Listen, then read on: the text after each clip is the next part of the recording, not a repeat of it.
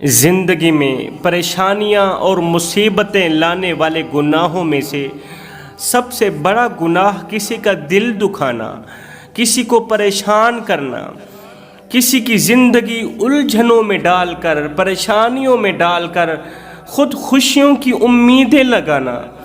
اللہ فرماتا ہے کسی کو دکھ دے کر، کسی کو پریشان کر کے، کسی کو غم زدہ کر کے میرے دروازے پر اپنی خوشیوں کی خیرات مانگنے مت آنا۔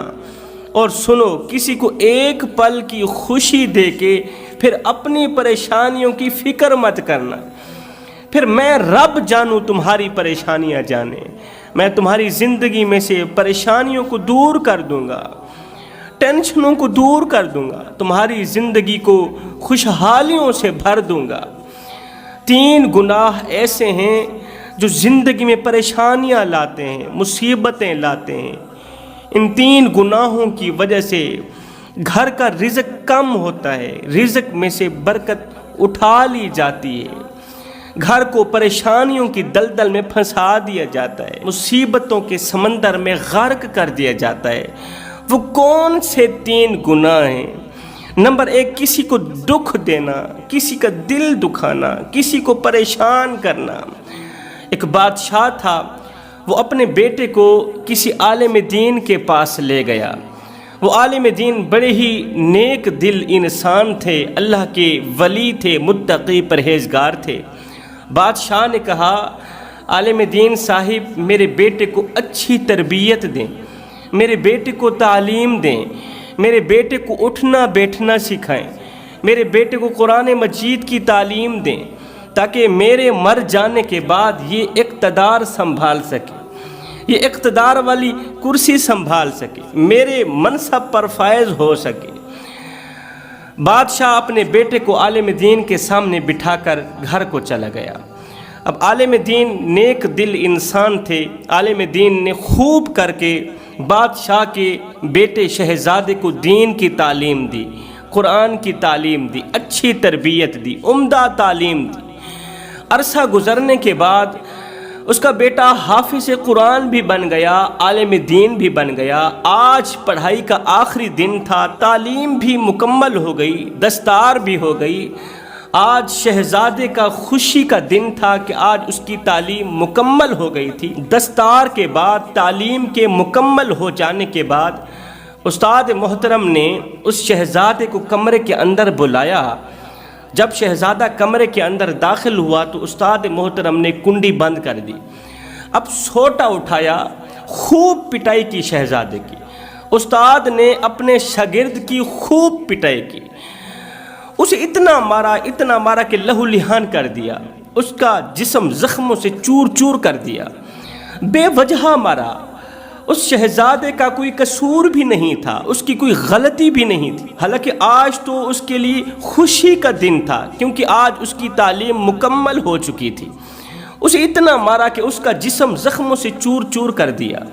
مار کھانے کے بعد اس شہزادے کو گھر رخصت کر دیا، ہمیشہ کے لیے رخصت کر دیا کہ آج تیری تعلیم مکمل ہو گئی۔ شہزادہ روتا ہوا اپنے گھر گیا، باپ کے سامنے گیا تو بادشاہ سلامت نے پوچھا، بیٹے آخر کس چیز نے تجھے اس قدر رونے پر مجبور کیا؟ کس نے تجھے اس قدر مارا؟ کس کی جرت ہوئی کہ بادشاہ کے شہزادے کے سامنے ہاتھ اٹھائے اور اس قدر مارے؟ تو بیٹے نے کہا، ابا حضور مجھے استاد محترم نے بے وجہ مارا ہے، میری کوئی غلطی بھی نہیں تھی، میرا کوئی قصور بھی نہیں تھا۔ یہ سنتے ہی بادشاہ چپ ہو گیا۔ بادشاہ نے کہا، کوئی بات نہیں بیٹے، جو استاد ہوتے ہیں نا یہ بھی باپ ہوتے ہیں، استاد باپ ہوتا ہے۔ ساری دنیا تمہیں نیچے گرانا چاہتی ہے، ساری دنیا تمہیں نچلے مقام پر دیکھنا چاہتی ہے، نچلی جگہ پر دیکھنا چاہتی ہے۔ ایک باپ اور ایک استاد ہی ہے جو اپنے بیٹے کو، اپنے شاگرد کو اونچے والے مقام پر دیکھنا چاہتا ہے، بلندیوں پر دیکھنا چاہتا ہے، پرواز کرتا ہوا دیکھنا چاہتا ہے۔ بیٹے اگر تیرے استاد نے تجھے اس قدر مارا ہے، پیٹا ہے، تیرا جسم زخموں سے چور چور کر دیا، لہو لہان کر دیا، تو صبر کر لے، اسی میں بھی کوئی نہ کوئی حکمت پوشیدہ ہے، کوئی نہ کوئی راز پوشیدہ ہے، اسی میں تیری کامیابی ہے۔ اللہ تعالیٰ تجھے صبر کی توفیق دے۔ خیر وقت گزرتا گیا، اس کہانی کو 22 سال گزر گئے۔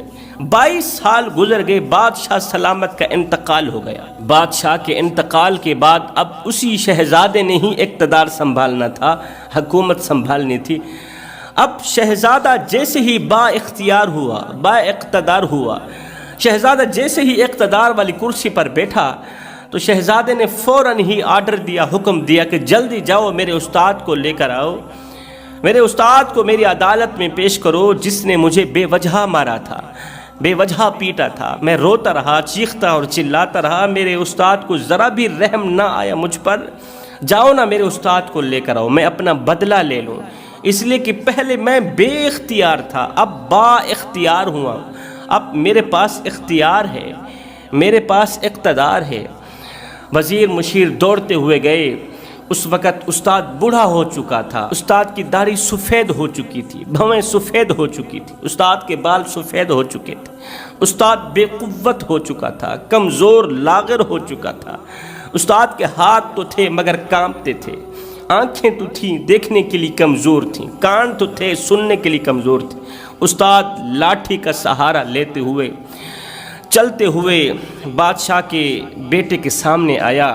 استاد کہنے لگا، جی شہزادے، آپ کا حکم سر آنکھوں پر، کیا کہنا چاہتے ہو؟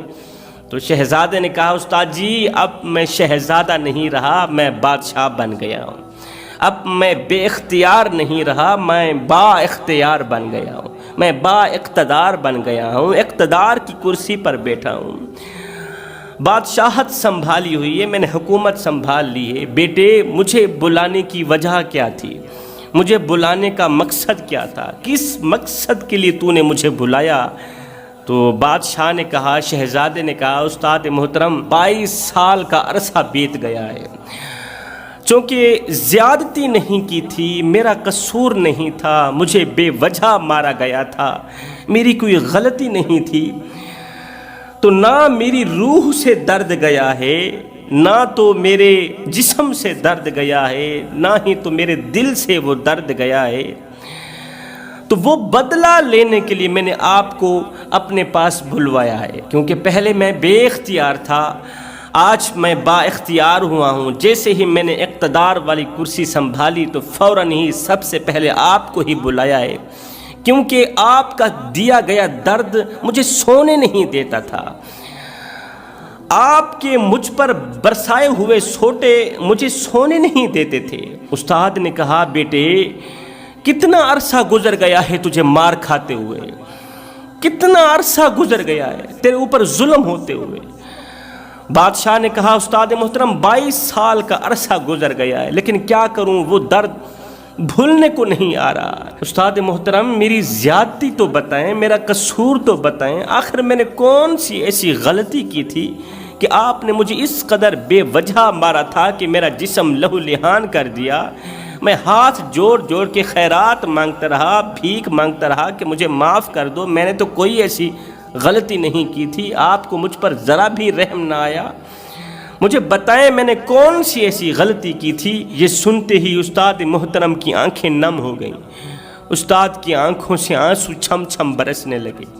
استاد نے کہا، بیٹے اسی دن کے لیے ہی تو میں نے تجھے مارا تھا، اسی دن کے لیے ہی تو میں نے تجھے بے قصور مارا تھا۔ بیٹے میں نے تجھے مارا اس لیے تھا، میں تجھے دراصل یہ کہنا چاہتا تھا کہ یاد رکھنا کہ جس طرح 22 سال بعد بھی تیرے اوپر کیا گیا ظلم تجھے یاد ہے، جس طرح 22 سال بعد بھی تجھے ملی گئی تکلیفیں تجھے یاد ہیں، ملے گئے درد تجھے یاد ہیں۔ پہلے تو بے اختیار تھا، آج جیسے ہی با اختیار ہوا تو فوراً ہی مجھے بلا لیا بدلہ لینے کے لیے۔ بیٹے یاد رکھنا، جس طرح 22 سال پرانا درد تجھے یاد ہے، نہیں بھولا، جس طرح تجھے درد یاد رہا ہے اسی طرح غریب کو بھی درد یاد رہے گا، جس طرح تیرے اوپر کیا گیا ظلم تجھے یاد رہا ہے اسی طرح غریب کو بھی قیامت تک کیا گیا ظلم یاد رہے گا، قیامت تک دیے گئے دکھ درد تکلیفیں یاد رہیں گی۔ پہلے تو بے اختیار تھا، کچھ نہ کر سکا، تو کمزور تھا، تو لاغر تھا، کچھ نہ کر سکا۔ آج جیسے ہی با اختیار ہوا ہے، بدلہ لینے کے لیے تو نے مجھے بلوا لیا۔ ایسے ہی غریب لوگ دنیا میں تو بے اختیار ہیں، کچھ نہیں کر سکیں گے، دنیا میں کمزور ہیں، لیکن مر جانے کے بعد قیامت کے دن انہیں درد بھولے گا نہیں۔ جس طرح تجھے 22 سال تک درد نہیں بھولا، انہیں بھی قیامت تک یہ درد نہیں بھولے گا۔ قیامت کے دن جب یہ با اختیار ہوں گے نا، تو پھر تجھے اللہ کی عدالت میں پیش کریں گے، ایک ایک تنکے کا بھی تجھ سے حساب لیا جائے گا۔ بیٹے، اس دن کو ہمیشہ کے لیے یاد رکھنا، کسی پر ظلم نہ کرنا، کسی کو دکھ نہ دینا، کسی کو درد نہ دینا، کسی کی آنکھوں سے آنسو نہ نکالنا، کسی کے دل سے نکلی آہ، کسی کے اندر سے نکلا ہوا ٹھنڈا سانس ہواؤں کو پھاڑتا ہوا، فضاؤں کو پھاڑتا ہوا عرش کا دروازہ جا کھٹکھٹاتا ہے اور اپنی بات منوا کر ہی دم لیتا ہے۔ سب کچھ کرنا، کسی کو دکھ نہ دینا، کسی کو دکھ دینے کے بعد، کسی کو درد دینے کے بعد، کسی کی زندگی اجیرن بنانے کے بعد اپنی باری کا انتظار ضرور کرنا، اس لیے کہ اللہ کا ترازو صرف انصاف ہی تولتا ہے۔ جیسا کرو گے ویسا بھرو گے۔ قدرت جب تھپڑ مارتی ہے نا، تقدیر جب تھپڑ مارتی ہے نا، تو پھر وہ دل پر نہیں، سیدھا روح پر ہی جا لگتا ہے۔ تو فرمایا کسی پر ظلم کرنے والا جو گناہ ہے، کسی کو دکھ دینے والا جو گناہ ہے، اتنا بڑا خطرناک گناہ ہے کہ انسان کی زندگی میں سے سکون، چین، قرار کا جنازہ نکال دیتا ہے۔ انسان کے گھر کو، انسان کی زندگی کو پریشانیوں کے دلدل میں اس طرح پھنساتا ہے کہ باہر نکلنے کو کوئی راستہ ہی نہیں ملتا۔ دوسرا گناہ، خود کو اللہ کی مخلوق سے افضل ترین سمجھنا اور اللہ کی مخلوق کو خود سے کم تر سمجھنا۔ کم تر سمجھنا۔ وہ ایک اللہ والے تھے، فقیر تھے، جنگل میں بیٹھے تھے، اپنی مستی میں مست تھے اور کہہ رہے تھے، نہ تو میرا خدا، نہ میں تیرا بندہ، پھر میں تیرا کہا کیوں مانوں۔ اس طرح کے جملے بول رہے تھے تو وہاں سے ایک عالم دین کا گزر ہوا، مولانا صاحب کا گزر ہوا۔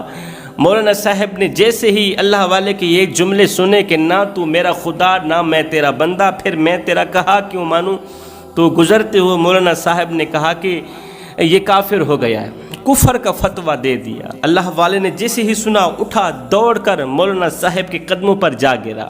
حضرت خیر تو ہے، آپ نے مجھ پر کفر کا فتویٰ کیوں گاڑ دیا، کس وجہ سے گاڑا؟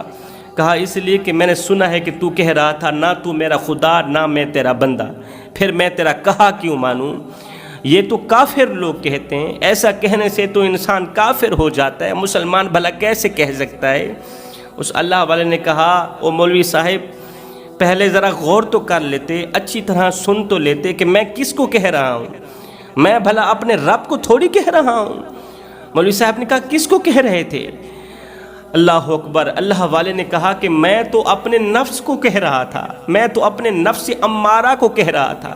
میرا نفس مجھے ایک گناہ کرنے کے لیے بار بار اکسا رہا تھا، کہہ رہا تھا یہ گناہ کر، یہ گناہ کر۔ میں تو اپنے نفس امارہ کو کہہ رہا تھا، اپنے اندر چھپی میں کو کہہ رہا تھا۔ جہاں نفس امارہ حاوی ہونا، وہاں پر میں خود بخود آ جاتی ہے، وہاں پر تکبر خود بخود آ جاتا ہے۔ جب اللہ نے ابلیس کو کہا تھا کہ آدم کو سجدہ کرو، پہلے نفس امارہ ابلیس پر حاوی ہوا تھا، اس کے بعد اس کے اندر میں آئی، اس کے بعد اس کے اندر تکبر آیا۔ تو جہاں نفس امارہ حاوی ہو، جس وجود پر نفس امارہ حاوی ہو، جس وجود کا نفس امارہ سردار ہو، بادشاہ ہو، تو وہاں میں خود بخود آ جاتی ہے۔ اللہ والا کہنے لگا، او مولوی صاحب، میرے اندر چھپی جو میں تھی نا، جو تکبر تھا، جو نفس امارہ تھا، میں تو اسے کہہ رہا تھا نہ تو میرا خدا ہے، نہ تو میں تیرا بندہ ہوں، پھر میں تیرا کہا کیوں مانوں، پھر میں گناہ کیوں کروں۔ اس لیے فرمایا خود کو اللہ کی مخلوق سے افضل ترین سمجھنا اور اللہ کی مخلوق کو خود سے کم تر سمجھنا، ایسے سمجھو کہ تم خدا کو نہیں مان رہے، ان دنوں تم نے نفس امارہ کو خدا مانا ہوا ہے۔ نفس امارہ کی پوجا کر رہے ہو، خدا کو کہاں مانتے ہو، رب کو کہاں مانتے ہو؟ تم تو نفس امارہ کو مانتے ہو، اس لیے تو تمہارے اندر میں آ گئی، اس لیے تو تمہارے اندر تکبر آ گیا۔ فرمایا عاجزی اختیار کرو، انکساری اختیار کرو۔ عاجز بندہ میرے اللہ کو بہت ہی زیادہ پسند ہے، اور عاجز تاجر، عاجز مالدار، عاجز کاروباری، انکساری اختیار کرنے والا کاروباری دن بدن بلندی کی طرف جاتا ہے، دن بدن ترقی کی طرف جاتا ہے۔ فرمایا تیسرا گناہ جو سب سے بڑا گناہ ہے وہ ہے اللہ کی چوکھٹ چھوڑ کر کسی غیر کے آگے جا کر ہاتھ پھیلانا، غیر انسان کے آگے جا کر ہاتھ پھیلانا اور غیر انسان سے جا کر مانگنا، اللہ کی چوکھٹ چھوڑ کر۔ ہائے جب سے ہم نے مسجد چھوڑی، جب سے ہم نے مسجد کو ویران کیا، تب سے ہم تباہ ہو گئے، برباد ہو گئے۔ آج ہمارے پاس مال بھی ہے، دولت بھی ہے، پیسہ بھی ہے، مال کے ہونے کے باوجود بھی ہمارے پاس سکون نہیں ہے، چین و قرار نہیں، اس لیے کہ ہم نے خدا کے گھر کو ویران کیا۔ پیسہ تو کما لیا، دولت تو کما لی، لیکن سکون نہیں رہا، چین و قرار نہیں رہا۔ زندگی موت مانگتی ہے، دن بدن منہ سے بے ساختہ جملہ نکل جاتا ہے، اللہ موت ہی دے دے، ایسی زندگی سے تو موت ہی بہتر ہے، مر جانا ہی بہتر ہے۔ اس لیے کہ ہم دین کی طرف نہیں گئے، اس لیے کہ ہم دین سے دور ہو گئے۔ جب تک ہم دین کے اندر تھے تب تک پرسکون تھے، زندگی خوشحال تھی۔ جب سے ہم نے دین سے دوری اختیار کی، تباہ ہو گئے، برباد۔